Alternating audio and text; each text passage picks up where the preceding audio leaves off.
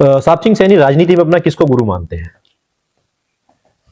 जहां तक मैंने मेरे राजनीतिक गुरु की बात है, मेरे राजनीतिक गुरु चौधरी यशपाल सिंह रहे, उनके सानिध्य में रहकर मैंने उनसे बहुत कुछ सीखा है। जी, किन चीजों से उनके इंस्पायर थे जो आज भी आपके जहन में बातें याद आती हूँ?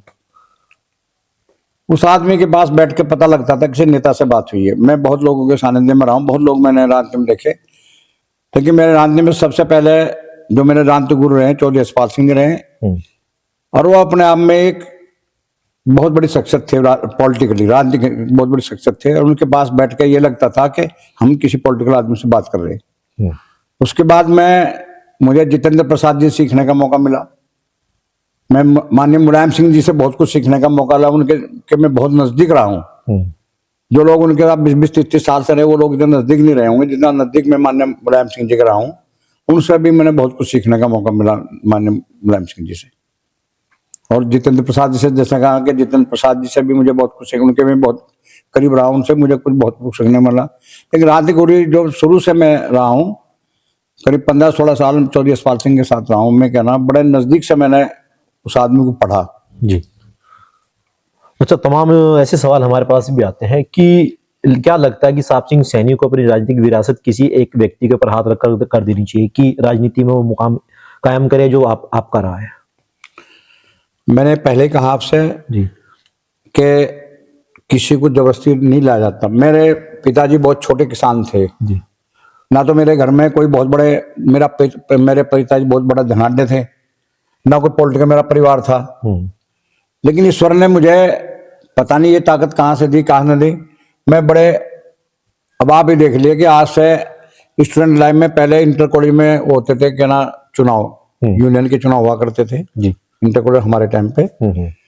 गंगो कॉलेज में मैं प्रेसिडेंट का चुनाव लड़ा, और मैं प्रेसिडेंट हुआ गंगो कॉलेज का उस टाइम। और सैनी समाधि की स्थिति थी, तो ये तो आदमी के अंदर से होता है, जो भी होता है, मतलब क्या ना।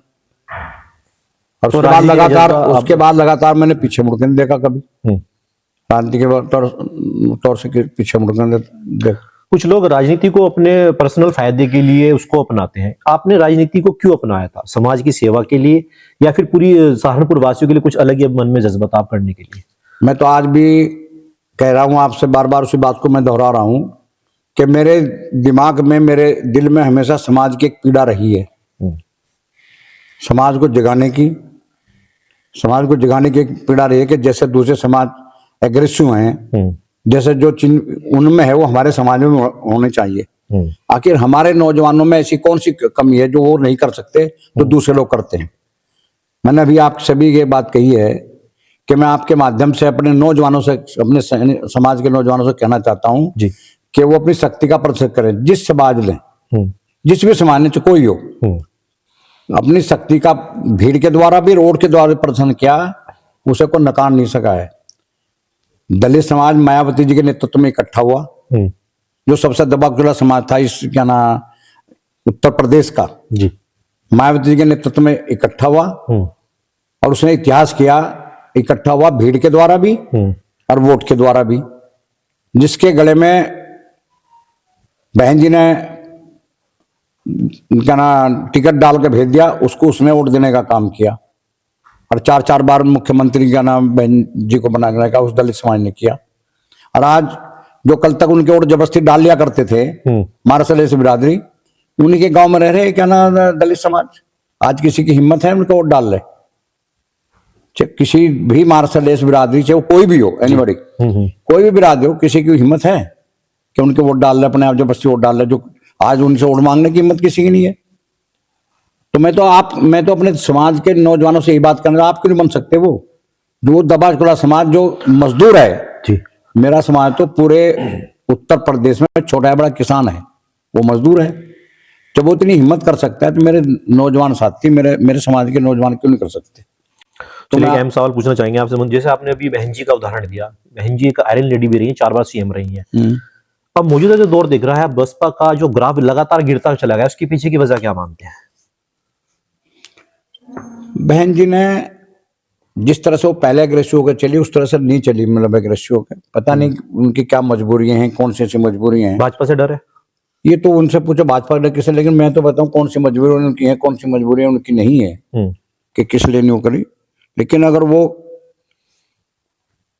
अब भी जब भी क्या ना खड़े कभी अगर उसी फॉर्म में चलती रहती, शायद वो इस तरह की ना हो पाती जो आज उनकी स्थिति है। ये स्थिति आज वो सदस्यताविहीन है, ना उनका सदस्य लोकसभा में है, ना राज्यसभा में है, ना विधानसभा में, ना विधान परिषद में है। अगर वो उसी फॉर्म में चलती रहती जिस फॉर्म में वो चल रही थी, उनका समाज आज भी उनके साथ है, तो शायद ये स्थिति उनकी ना होती जो आज हुई कुछ है। कहते हैं कि दलित समाज अब जो है दो फाड़ में बट चुका है। जब से सांसद चंद्रशेखर आजाद उभर कर नेता बने हैं, तो कहीं ना कहीं दलित समाज दो फाड़ में हो गया है। कैसे देखते ये बहुत बढ़िया सवाल आपने किया है। मैं आपको इसके पीछे ले जाना चाहता हूं जी। चौधरी चरण सिंह की विरासत अजीत सिंह को मिली। अजीत सिंह को चौधरी चरण सिंह की विरासत मिली। जी। जाट अजीत चौधरी चरण सिंह अजीत सिंह के कहने से वोट देने का काम करता था। जी। जाटों ने महेंद्र सिंह टिकैत को नेशनल इंटरनेशनल किसान नेता बना दिया। इंटरनेशनल किसान नेता बना दिया महेंद्र सिंह टिकैत को। जी।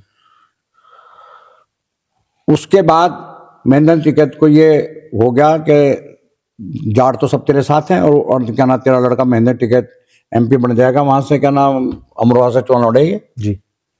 मुझे शायद अगर मैं गलत ना कर रहा हूं तो शायद जमानत भी नहीं बची थी, चुनाव हार गए थे। जी। तो उसने वोट मतलब चौधरी उसके साथ ही था, क्या नाम चौधरी अजीत सिंह के साथ ही वोट था जाटों का, उसके कहने से वोट दे रहे थे, इनके कहने से वोट नहीं दिया।